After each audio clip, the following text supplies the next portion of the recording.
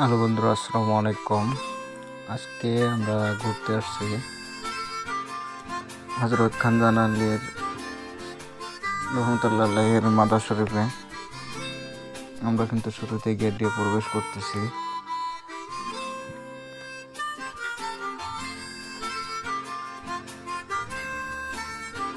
আসলে এই মাদার শরীফে আসছি আমরা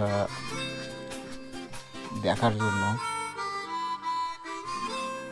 চলুন আপনাদেরও একটু দেখাই মাদার শরীফটা ঘুরে।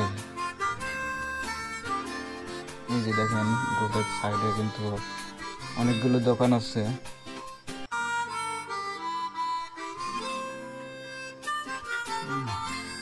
ওই যে দেখেন প্রবেশ করার গেট, কিন্তু আমরা দেখেন এখানে কিন্তু অনেক কাঠের আসবাবপত্র আর কি, এখানে বিভিন্ন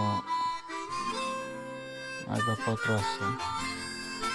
এই যে দেখেন আরেকটা দোকান, এই দোকানে কিন্তু তসবি, রুমাল, টুপি দেখেন বিভিন্ন ধরনের আছে।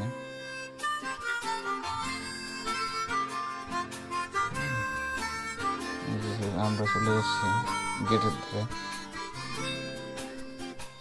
এই যে দেখা যাচ্ছে কিন্তু আস্তে আস্তে, এই যে দেখেন কত লম্বা তসবি, বিভিন্ন ধরনের তসবি আছে, টুপি আছে।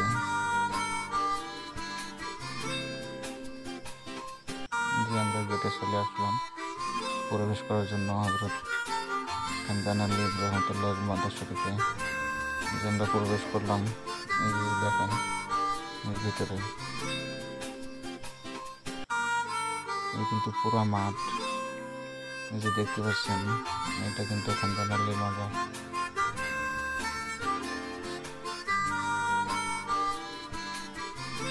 চলুন আমরা একটু ভিতরে যাই আরেকটু।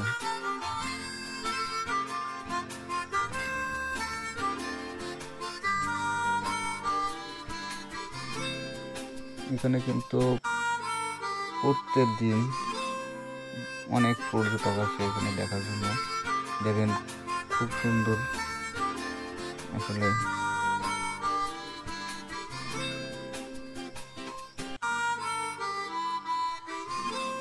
যে ভিতরে দেখেন এখানে কিন্তু অনেক অনুষ্ঠান হয়। এই যে আমরা বাইরে হাঁটছি, ভিতরটা দেখে নাম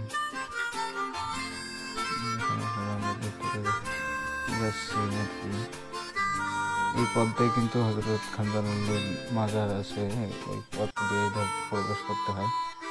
এই যে মাজারের যে পথটা, এটা কিন্তু দেখেন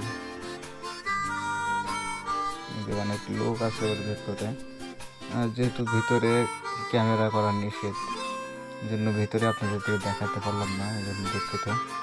আমরা বাইরে আসছি। এই যে দেখেন যে দিঘি, হযরত খানজান আলী রহমতুল্লাহের যে দিঘি, বড় দিঘি, আমার লাইফে দেখা সবচেয়ে বড় দিঘি। এই যে দিঘি, এখানে কিন্তু আগে কুমির ছিল, সেটা এখন হয়তো নাই বর্তমানে। এই যে দেখেন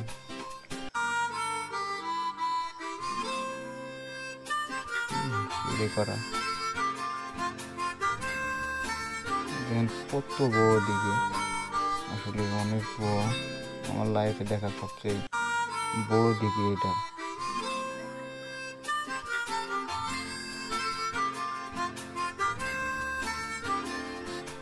এই যে দেখেন এখানে কিন্তু অনেক দোকানপাট আছে, যে ঝালমুড়ির দোকান,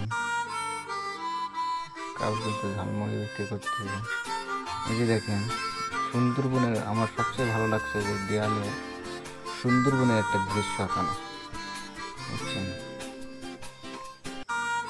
আসলে এই যে খানজান আলী মাধ্যমিক বিদ্যালয়। এই যে আমরা পিছনে চলে যাচ্ছি, যেখানে মাজার আছে, অনেক মানুষের কবর দেওয়া। এই যে দেখেন এখানে কিন্তু অনেক পীর-আউলিয়াদের কবর আছে।